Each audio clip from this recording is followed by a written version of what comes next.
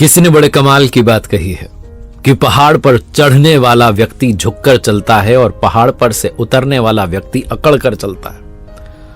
कोई झुककर चले तो समझ जाओ कि ऊंचाई पर जा रहा है और अकड़ कर चले तो समझ जाओ कि नीचे जा रहा है।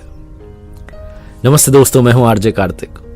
दो बौद्ध भिक्षुओं की कहानी है। मठ में रहते थे, एक बुजुर्ग थे, दूसरे जूनियर थे, अभी अभी भिक्षु बने थे, अभी अभी साधक बने थे, सन्यास के रास्ते पर चले थे। एक दिन उन्हें मठ छोड़ करके किसी दूसरे नगर में काम से जाना था। दिन में वो वहां से भोजन करके अपने गुरु से अनुमति लेकर के निकले। जंगल का रास्ता था, तय करते करते शाम होने को आई। सिर्फ एक नदी पार करनी बाकी थी, रास्ता तय हो चुका था। लेकिन समस्या यह थी कि नदी के उस पार जो नगर था उसका दरवाजा सूर्यास्त के वक्त बंद हो जाता था। जैसे ही सनसेट होता था दरवाजा क्लोज हो जाता था। जैसे ही नदी के इस पार थे, ये जंगल का रास्ता पार करके पहुंचे तो इन्होंने मांझी को ढूंढा। फटाफट से एक नाविक को ढूंढा, नाव वाले से कहा, भाई साहब पार करा दीजिए, और कहा जल्दी पार कराइएगा। तो मांझी जो था बड़ा सुकून में था, मुस्कुराते हुए कहने लगा कि जल्दी कुछ भी नहीं होता है, जीवन में सब आराम से होता है, चिंता क्यों करते हैं, पहुंच जाएंगे। मुस्कुराते हुए उसने कहा, आप बैठिए, मेरा तो सौभाग्य है कि संतों के जो चरण है मेरी नाव में पड़े। उन दोनों बौद्ध भिक्षुओं को बैठाया और नाव पार कराने लगा। बार बार ये दोनों दबाव बना रहे थे, कह रहे थे स्पीड में चलो, तेज भगाओ, दौड़ाओ, निकालो यहां से।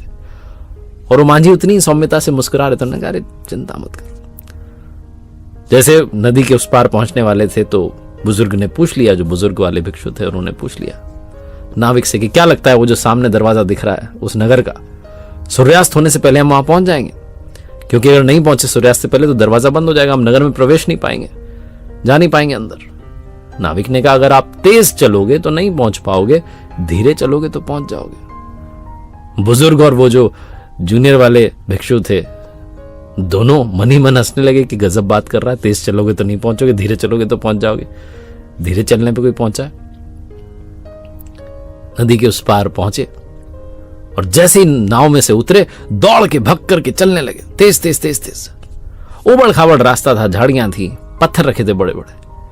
जो बुजुर्ग वाले भिक्षु थे वो उलझ करके गिर गए उल्टे मुंह में से खून बहने लगा, जोर से चीखे।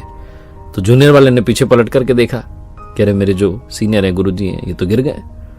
उसके मन से वो ख्याल तो चला गया कि जाना है वहां जाकर के नगर में प्रवेश पाना है। उसने कहा पहले इनका इलाज कराना, उपचार कराना है। आवाज दी नाविक को, बुलाया मांझी को कि आओ मदद करो। मांझी आया, आकर के कहने लगा कि मैंने बोला था तेज चलोगे नहीं पहुंचोगे, धीरे चलोगे पहुंच जाओगे, आपने समझा ही नहीं। वो जो नए नए बने थे भिक्षु, उन्होंने कहा, पहले इनको लेके चलो गुरुजी को, इनको ठीक करो। आपकी झोपड़ी कहाँ रहते हैं आप? मांझी अपनी झोपड़ी में ले गया, आदर सत्कार किया, भोजन कराया, उपचार करवाया। उसके बाद कहने लगा कि आप क्षमा करें, आप ज्ञानी बहुत हैं, लेकिन मैं भी आपको ज्ञान ही की बात समझा रहा था कि तेज चलोगे नहीं पहुंचोगे। रास्ता उबड़ खाबड़ था, पत्थर थे, झाड़ियां थी, आप तेज भागने लगे। मैंने कहा था ना आराम से जाओगे तो पहुंच जाओगे। आप पहुंच जाते, नगर में प्रवेश पा लेते, वहां विश्राम कर रहे होते बजाय कि मेरी झोपड़ी में। छोटी सी कहानी उन भिक्षुओं की, मांझी की, नाविक की नहीं है, आपकी और हमारी कहानी है। आज की इस भागती दौड़ती जिंदगी में सब कुछ हमें तेजी के साथ चाहिए, फटाफट पहुंचना है। हम भूल जाते हैं कि संतुलन बना के रखेंगे और धीरे धीरे चलेंगे तो रास्ते का भी आनंद लेंगे और मंजिल तक भी पहुंच जाएंगे।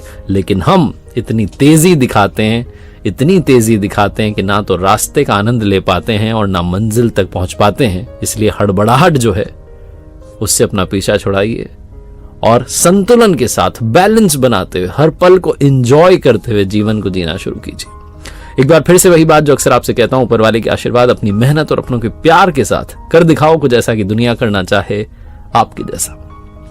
देखते रहिए हर सोमवार सुबह 9:30 बजे मेरे साथ एक नई कहानी और हर शुक्रवार सुबह 9:30 बजे लर्निंग सीरीज का एक नया वीडियो।